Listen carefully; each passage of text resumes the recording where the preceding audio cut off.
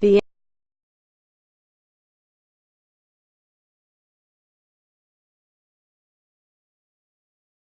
NFL's highest-scoring team did not look the part for most of the game.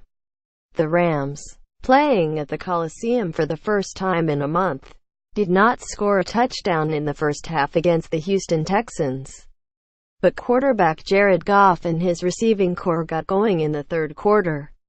Goff connected with receiver Robert Woods for 2 touchdowns and with receiver Sammy Watkins for another, en route to a 33-7 victory over the Texans on Sunday before an estimated crowd of 55,000. Greg Zuerlein kicked 4 field goals and the defense forced 4 turnovers as the NFC West leading Rams improved their record to 7-2 and stayed on course for their first playoff berth since 2004. It was the Rams' 4th consecutive victory, their first at the Coliseum since a season-opening win over the Indianapolis Colts, and it kept them in the national conversation as a potential Super Bowl contender. Goff completed 25 of 37 passes for a career-best 355 yards and 3 touchdowns, without an interception. Woods caught 8 passes for 171 yards in his second consecutive 2-touchdown performance. Running back Gurley rushed for 68 yards in 11 carries and caught 6 passes for 68 yards.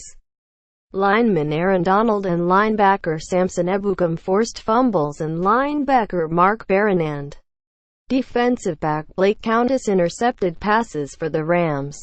Texans quarterback Tom Savage completed 18 of 37 passes for 221 yards and a touchdown, with 2 interceptions. The Rams were playing at home for the first time since an October 8 defeat by the Seattle Seahawks. In that 16-10 loss, the Rams scored only 1 touchdown. But in the 3 games that followed victories over Jacksonville, Arizona and the New York Giants, the Rams vaulted to the top of the league in scoring, averaging 32.9 points a game through the first half on Sunday. That status appeared in jeopardy. The Rams managed 3 Zuerlein field goals on their way to a 9-7 halftime lead. But the Rams came alive in the third quarter. On a 2nd and 8 play at the Rams' 6-yard line, Goff took a snap and dropped back into the end zone. From 3 yards behind the goal line, he lofted a pass to Woods streaking up the middle of the field. Woods caught the ball at the 50 and sprinted to the end zone for a 94-yard touchdown.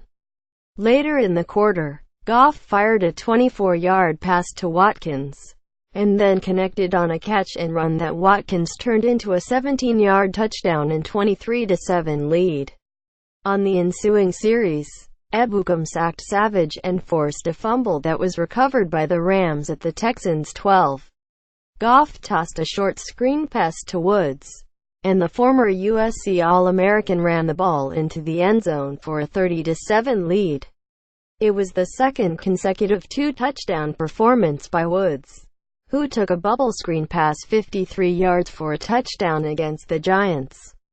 It was also the 2nd game in a row that Goff showed his arm strength. In their 51-17 victory over the Giants, Goff lofted a pass that traveled 60 yards before Watkins hauled it in for a 67-yard touchdown. The Rams forced 2 first-half turnovers but managed only 131 yards and Zuerlein's field goals en route to their 9-7 halftime lead.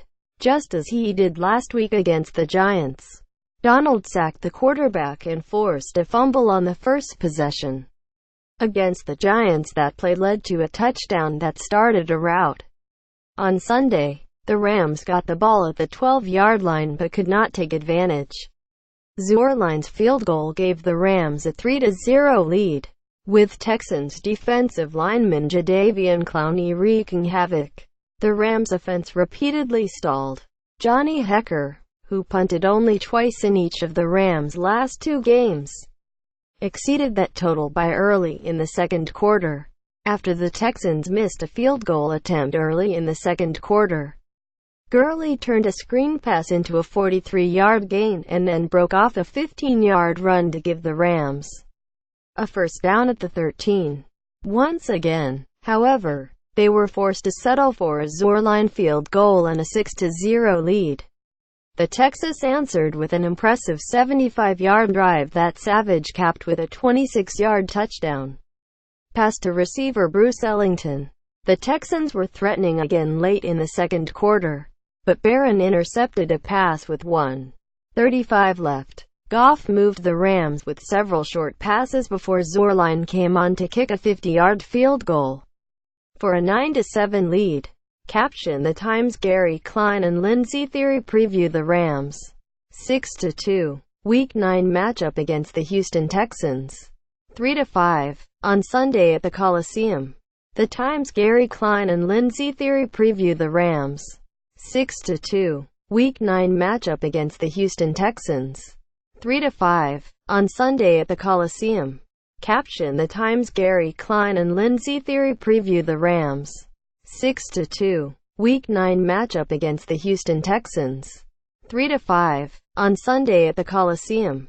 The Times. Gary Klein and Lindsey Theory preview the Rams' 6-2 Week 9 matchup against the Houston Texans, 3-5, on Sunday at the Coliseum. Caption: Chargers quarterback Philip Rivers speaks about the dominant Jaguars defense. Chargers quarterback Philip Rivers speaks about the dominant Jaguars defense. Caption: UT fantasy guru Eddie Brown has the latest on who to start and sit this week. UT fantasy guru Eddie Brown has the latest on who to start and sit this week. Caption: The Times. Gary Klein, Lindsey Theory and Mike DiGiovanna break down the Rams' 51-17 victory over the New York Giants to improve to 6-2 at the halfway point of the season. The Times. Gary Klein, Lindsey Theory and Mike DiGiovanna break down the Rams' 51-17 victory over the New York Giants to improve to 6-2 at the halfway point of the season. Caption: The 2017 Breeders' Cup is underway in Del Mar and open to a packed house. The 2017 Breeders' Cup is underway in Del Mar and open to a packed house. Gary Klein at LawTimes.com. Follow Gary Klein on Twitter at LawTimesKlein.